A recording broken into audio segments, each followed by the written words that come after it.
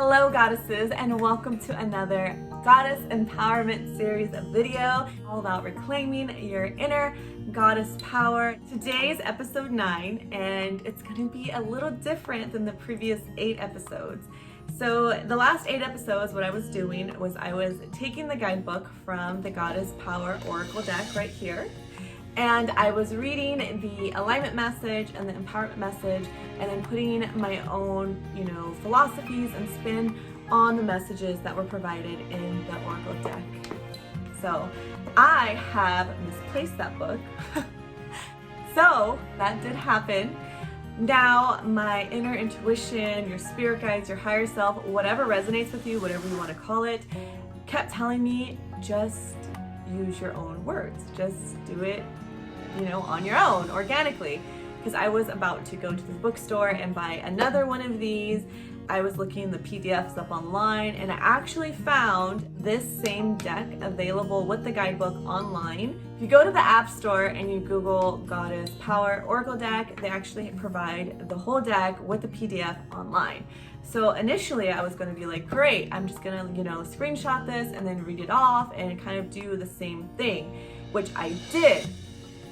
Download it, screenshot it, and was preparing to just read it off just like I had done in the previous 8 episodes. But then I kept getting this, inkling that I should just go with my first plan and that there was a reason that the book is misplaced, and just to follow my intuition and go on what I feel with the card, the vibration of the card, my own divine inner knowing, because by me not having the safety net of reading from the book and just bringing my own philosophy, my own knowledge, is really what empowering is all about. You can have guidebooks, they're great, they're beautiful, they're meant to give you knowledge, but ultimately to really step into your goddess power or your power in general, you have to trust yourself.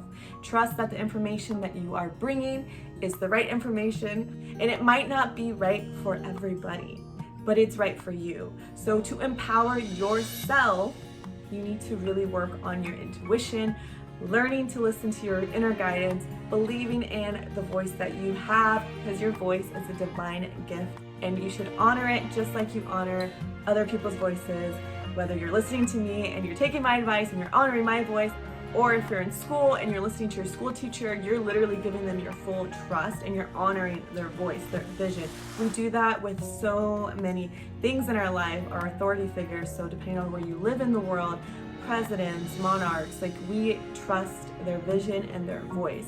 But there comes a point in time when you need to find your own voice and trust your own vision and really speak organically from your inner knowing. So this is what I'm going to be doing moving forward through the Goddess series. So you guys will be able to see that play out. And I encourage you to also comment down below your own voice, opinions. I invite it all. I love you all so much. Please don't forget to hit that subscribe button so you can stay up to date with the entire series and all the other random shenanigans that I put on my channel, from favorites videos to clothing hauls to Q&As to hiking vlogs, you name it. So go ahead and check that out when you're done with this video, any of the randomness or more of the Goddess Empowerment series. So without further ado, let's go ahead and hop into today's goddess. Is going to be Miss Athena. She is a Greek goddess, and I love Greek mythology. I know my very first episode, I told you guys it's something near and dear to my heart. I have a deep inner connection with just Greek mythology. I don't know if it's a past life thing, but Aphrodite was my first goddess on the series, and obviously she is one of the most renowned and highly known and respected and loved goddesses, because she is the goddess of love, which I love, and most of us do. But this goddess today is going to be the goddess of wisdom, which I also enjoy, and she's also the goddess of war. I love this picture of Athena. I think it is just gorgeous. It really shows and showcases a lot of wisdom, inner wisdom. She's very confident, she's very calm, she's not overbearing. She has this pendant crystal across her third eye, which I feel is amazing that they put that in the illustration, because the third eye, the pineal gland, whatever you want to call amulet is all based on knowledge, as well as the owl. Owl is a very well-known bird of knowledge and wisdom, so she has that as her companion on her shoulder, and the bird also showcases the same jewelry headpiece on their third eye. And they also have just like this nice blue calming presence, which is so funny because she's also considered the goddess of war in Greek mythology. But the way that Athena views war is a little different from like Aries, because it's not just like savage their bodies and kill them and whatever. She is a very intuitive goddess. She has, again, a lot of wisdom.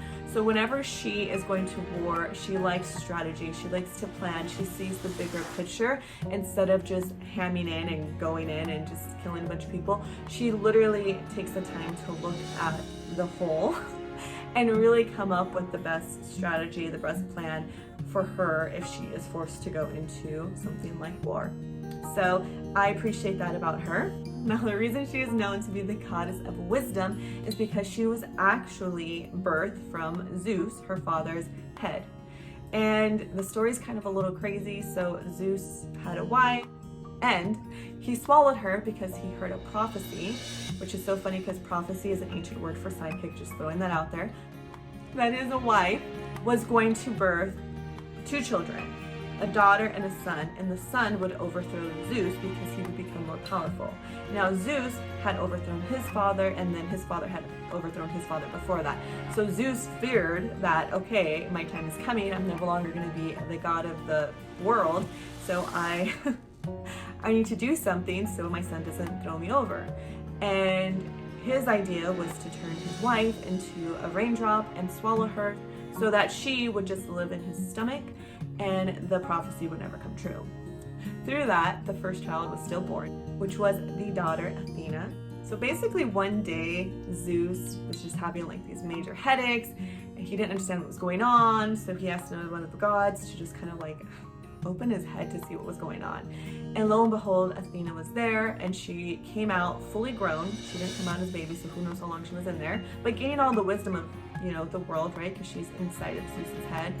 But she is birthed from there, fully armored and with all this like wisdom and light, and it is said that she is actually Zeus's favorite daughter. It empowers me to want to be a female voice, to have, you know, maybe my perception heard and listened to. And my hope is that it also empowers you and all the other women out there to really take a stand and let your voices be heard, because again, like many of us know, there's always multiple sides and multiple perceptions to one story. So depending on how you're looking at it, there's no right, there's no wrong. I feel like harming somebody is always wrong. You should never want to harm anybody else. That is my only thing. I feel like go ahead and live your life, do what you want to do. As long as you don't harm people, you can just be free to do what you want. But in reality, what is really harm and what is really harm to people? Because sometimes emotional wounds and words can hurt a lot deeper than physical, depending on the person's perception, or live with the person a lot longer than say something physical. Like if somebody got spanked for a second or constantly talked down to for 15 years, which one is the bigger hurt? So it is, again, all a matter of perception. This is, again, my perception and my viewpoint. Again, I encourage everybody to chime in if they like to. So wisdom is something I think a lot of us fear because we want to be right. Just like I said in the beginning of the video, you need to learn to trust yourself, and in something that I have been working on within my own self lately. And I feel like the more I let go of an outcome, the more I let go of judgment or a sense of shame, what the outcome is going to be, what might happen if I did speak up, the more that I let go of that fear and really shed that for myself, my inner wisdom just becomes a lot louder. And when I say inner wisdom, it is your intuition, it is your inner knowing. There are things that we do intuitively as children that we don't even know why we're doing them, and then years later, after we go through this like crazy, you know, traumas or lifestyles that we didn't like, we always kind of find ourselves yearning and wanting to go back to the original self. So the childlike self, because that child, even though they quote unquote don't have the knowledge or the know-how like say an adult, actually have this intuition and this inner knowing and this inner guidance that they freely just go out and explore.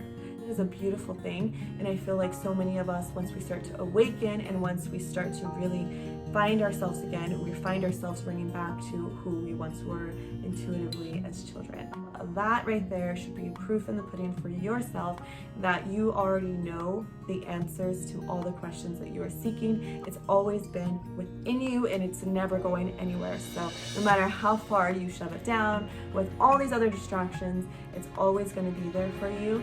And Athena is a great reminder of that, because right off the gate, like, she came in with this knowledge, like right off the bat. Like, she was birthed and she was already to where she needed to go. Like, she didn't need to learn anymore because the wisdom was inside of her from birth. So that story to me shows that we are given everything in the beginning, and people will rip it apart because they see what you have and your potential, and maybe they don't want you to exceed. Maybe they want what you have. But the truth of the matter is that nobody can take your wisdom from you. Nobody can shut you up unless you allow them to. Now, you know how you know how you know that intuition that you have. Females, you know, it is always sensing some truths. Now, the way you perceive things might be one-sided at times. Even for myself, I have to find myself recentering myself and trying to understand other people's perceptions, other people's reality. Even when it's a subject that's really touchy to me, so maybe somebody who's harming somebody else in any type of matter, you know, whether it's physically or emotionally, I want to understand where that person is coming from that's doing the harm. What is going on with them that is making them lash out? There's always another flip side. There's the yin, the yang, which I talk about so many times, but there's more than just those two perceptions in general, because we all see things a little differently. So the funny thing, and the reason why I brought up the prophecy, was because, again, prophets, which were mentioned so much in like Greek mythology or even the Bible, are just what would be a modern day psychic today. So somebody who could foresee or foretell. One of my psychics that I actually enjoy watching, because she does, like, you know, celebrity readings, like celebrities who had passed over, and she reads their energy or reads energy on like cases, like cold cases of mysteries and just murders and all that craziness. But it's very interesting to me just listen to the words that she has to say, because she does come in with a lot of confidence and a lot of knowledge. She was vulnerable one time on one of her live feeds, and she says that when she was younger, she used to doubt her ability. She used to doubt herself, and that she's not always right. Nobody is always right. So there is no such thing as I have all of the wisdom, all of it, that it's 100% right, because frequencies change, people change. Depending on person A and person B, however they're perceiving things in their life at that moment and that time is literally ongoing and changing. So you cannot control the whole world as far as like predicting every little thing that's going to happen within this world. It's impossible. There's too many variables. There's that quantum physics again, right? There's endless possibilities. The only one thing that you can really predict is how you react to things, how you let it affect you, how you let it mold you. Because a lot of times we're conditioned, and then that dims our light, and then it takes years to like unravel it, and shedding of the skin and crying and all of that. So that is something you do have control over. But in reality, nobody ever has control over you. Now, they might, on a physical level, they might capture you, right? But they can never take your mind, they can never take your heart, they can never take your soul. That is all you. Now, there has been so many people who have tested the powers of the mind and how it works with the physical body. So there is this guy, he is called the Iceman, and he literally uses the power of his mind to fool his mind that he's actually in a warm climate, and that he is nice and toasty and snuggled up, and he is in like below 10-degree weather in like a Speedo. But his mind is so powerful that it controls the body and where the body goes. So that's why it's a good thing to really have that clarity with yourself, to really sit with yourself, really sit with your thoughts and see why things are happening to you, why things are showing up for you. Because a lot of the times your subconscious mind is bringing those in, because your mind is so powerful, it's so magnetic, that it's pulling in all your realities, it's pulling in all these people, it's pulling in all these possibilities. So it could either be your best tool or your worst enemy. One of the things that I love to do as far as like getting into my inner wisdom space is to just start to journal. Like, I know that sounds crazy, but I just start to journal and just write and write and write and write, because your mind has so many things going on at a given second. You might be watching this video while scrolling on your phone, or while drawing a picture, or while eating dinner, or while watching your children, or all of those things put together. Like, you might be doing 5 things at a time all the time, which is actually a normal thing for us now, because so many of us have so many responsibilities and there's just not enough hours in the day, is what a lot of us feel like.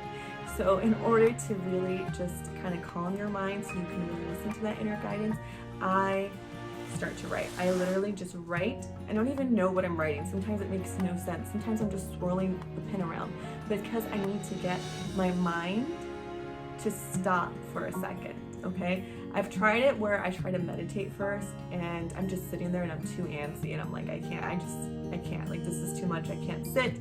So I'm not able to really tap into my own intuition. So if you're having a hard time with that, I suggest to start writing. Even again, if it's just scribbles, because whatever it is, it's going to start to calm you down, because you're going to have to be focusing and focusing and focusing. Your mind is going to just start playing out things, and sometimes what you write is something that might be just stuck in your subconscious that you didn't even know was there. So just let it flow, let it come out. Another good thing to let it flow is to let out bottled emotions, which you can cry, scream. Working out is a great way too.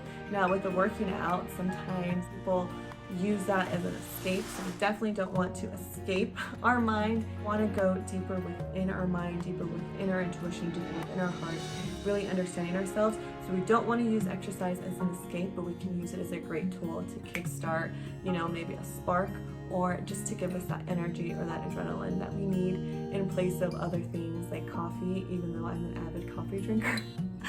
Sometimes I'll skip the coffee in the morning and do a workout and maybe have a coffee in the afternoon, because again, I love coffee, so hey. But those are great techniques to start to loosen yourself up, to get all that noise out of your head, and to really tap into yourself with yourself. Another great thing is if you do long commutes, so like after work, if you have like a 10-minute, 20-minute drive, instead of just distracting yourself with like listening to the radio, like listening to an awesome podcast like mine, just try to be with yourself. Turn the radio off, turn it off. I do that so many times, like without thinking about it. I'm like, oh, I'm driving around, there's no radio on. Because sometimes your mind just wants that peace and quiet, and you're stuck with your own thoughts. Now that might sound scary for some people, and I completely understand. I know that a lot of us are working through old traumas. Even if you've done a lot of work on yourself, sometimes there's still stuff stuck in there that just needs to really get out. So a great way to start to do that is to really spend time with your body. I know a lot of people love yoga. I am not like a yogi per se, but I do love to stretch my body, because whenever I feel like an ache or a pain, I know it is my body's way to signal me, to let me know that there's something off balance. And I literally sometimes will just look up spiritual meaning of X, Y, and Z. So if I have like neck pain, I'm like, spiritual meaning of right-sided neck pain, and it's like burden on your shoulder is what pops up, and I'm like, that resonates because I do have that. Now, do you need Google? Not per se, because think about it, years and years ago, there was no Google. People figured things out with using their own know-how, their own intuition. And you, my friends, can do the same. And yes, we have all these beautiful luxuries, Google, the internet, YouTube, so many resources that we should just be exceeding and excelling in the wisdom department. It is nice when you're able to learn and then add to. And I think that is the beautiful thing about the world. I think that is the beautiful thing about evolution. So if somebody sees this video and wants to add to it and do their own series, that is amazing to me, because that just means that more of us are really stepping into our power. More of us are really becoming our confident goddess-like selves. And that is the whole entire point of this series, is for you to feel empowered, for you to feel beautiful, for you to feel worthy, and for you to have your voice again. So for the next technique, I want you to just visualize a time where you predicted the future. I know this sounds crazy. I think it sounds crazy. But a lot of the times, like, we knew something was gonna happen. It's like, it could be at any stage in your life. It could just been a one-time thing. It wasn't a fluke. That was that one time you let your guard down and you listened to yourself. So think about even when you were a kid and your mom was like, I'm not gonna give you that toy if you don't listen. But in the back of your mind, you already knew. You're like, I know she's gonna give it to me, so why is she saying that? Like, I already know. Because you listened to yourself, your inner wisdom. Something told you without a shadow of a doubt, like you already knew, like you knew the outcome. So all the times that has happened in your life, again, even if it was just one time, it wasn't a fluke. That was your inner knowing, that was your inner wisdom, your inner guidance, your intuition. Whatever you want to label it, that was your wisdom. So I want you to tap into that energy, not placing limitations, energy of self-awareness and know-how. That confidence that you had in that moment is what's going to bring out your inner wisdom naturally. Because again, it's not about being right, it's not about being wrong, it's not about having the most information that you can possibly bring. That is not what wisdom is about. Wisdom is about bringing your knowledge to the forefront to share with others. That's wisdom. Think about all those years and years ago, think about ancient shamanism, when the shamans would just pass on the knowledge to the tribe. They were just passing on their wisdom. But a lot of the times they were passing on stories. So their wisdom is interconnected with other people's wisdoms and other insights that they learned throughout their life and things that they experienced and things that they've seen. So we all have our own stories, we all have our own light, and we all have our own information to bring to the forefront. Referencing back to Athena's story, where against all odds, she was born. Like, her father feared, his wife having children, so he heard this raindrop and swallowed her. And so there was like no way he ever thought that this goddess of wisdom and war would ever come to be, because he thought he demolished her, right? But she still found a way. Now, it wasn't your traditional way, right? She probably tried other portals, other ways. Who knows how long she was in there, but she never gave up. And I think that's what makes her a great goddess, because she never gave up.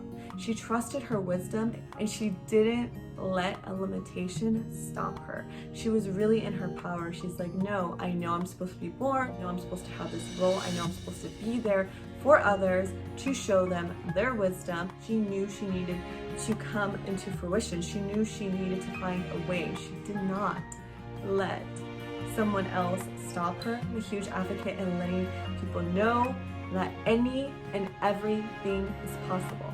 It's always possible. I'm gonna be tearing up because I have so many stories, my own personal stories that I know from other people, that against all odds, things are possible. Like, it might take a few weeks, it might take a few years, it might take a few hours. However long it takes, you have this inner knowing that if something is meant for you, it is going to happen. You need to believe in yourself and have that trust. And one day it will happen, it will come into light. Again, who knows how long Athena was in there, because apparently she was an adult when she came out. So think about that. Like, you never know when it's gonna happen. You just need to trust your guidance that the path that you are on, the information that you are giving, what you are doing is right. Just like parenting, like, nobody ever knows what they are doing. There is no handbook. How many times have you heard that? There is no handbook for parenting. You just have this inner guidance, this inner knowing, this inner intuition that normally just kicks in. You know intuitively. Children know what's right and what's wrong. You don't even have to tell them, like, they already kind of know. And it's so funny because things that we label as wrong, sometimes kids are like, why? So let me just share a quick story with you. So years ago, I remember I was like sorting through hangers, and at the time I had bought just like these like dollar pink hangers. They were just like a pack of 8, but they were for like 50 cents for like one, so I got like 2 for $1. I was like, this is a great deal, I'm just gonna get it. And then whenever I get paid next, I'll just spend like $5 and get like the other like blue ones or whatever, because I'm like in a boys' room, so I want to make sure that it says like the boys' colors. I don't want them to have pink hangers, right? And I just got it temporarily just to hang up clothes. And I remember I was like going through and I was like undoing all of the clothes, like taking them off the pink hangers and putting all the clothes onto the blue hangers. And I remember Logan looking at me and saying, what are you doing? Like, why are you taking my clothes off the hangers and putting them on the blue hangers. And I was just like, well, I mean, you have these pink hangers and I bought these blue hangers. I just had these temporarily. He's like, but why does it matter? Pink is just a color. Like, what are you doing? And at that moment, I was like, he's right. What am I doing? Like, why do I have the need to exchange these pink hangers out for blue ones?